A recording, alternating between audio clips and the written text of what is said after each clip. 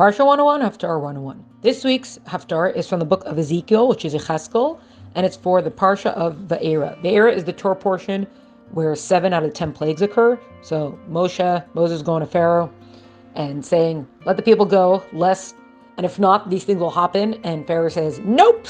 Also, who is this God? I've never heard him before. Why should I follow things that you say, that he says, etc.?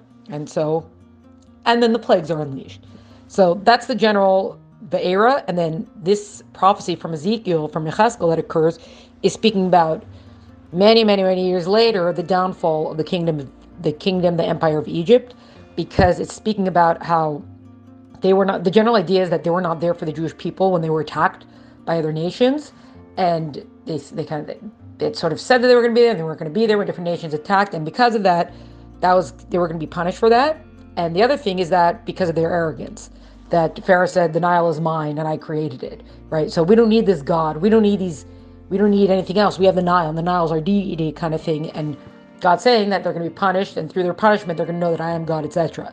And he talks about how God says that there's going to be 40 years of famine in Egypt. And they say, where do you get the 40 from? So commentaries say that that's because when Pharaoh originally had his dream about the 7 fat cows, the 7 skinny cows, so he had the dream, and then the ears of corn and etc. So he had these 2 dreams. Then he told them over to Joseph, and then Joseph interpreted the dreams. So this mention of the famine actually occurred 6 times. So 6 times 7 is 42. Now, they were supposed to have 42 years of famine, but then Jacob came after they say, hey, here's Joseph, we found him, right? Joseph came, and the famine ended early. So he came 2 years into the 7 years, but 2 years into the 42 years. So now those 40 years are coming back, and it speaks about the punishment that Egypt's going to have. They're going to become this desolate wasteland, etc. And for 40 years, there's just going to be nothing going on there. And eventually, the Egyptians will be allowed to return to the land, but they're never again going to be a superpower. They'll never again be a great and mighty nation like they were. And who's going to take them over is going to be Babylonia, is going to bring about their downfall. So Nebuchadnezzar is going to do that. And then eventually, it ends also that eventually even Babylonia is going to fall to Persia and Media. And just a general idea of all this is that we see that there's a double thing here.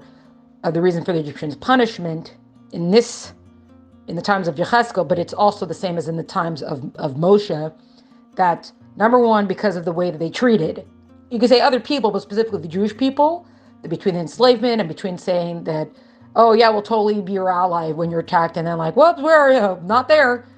That, and it's also the arrogance where Pharaoh's like, who's this God? I should listen to him. To Moses, and then this time we say, I don't need this God. I've got the Nile and I created it. So the arrogance in general not only doesn't now allow for God or anything, but it doesn't even allow a person to even help someone else and be there for someone else, which is why it's such a terrible thing and why this punishment, etc., all came about.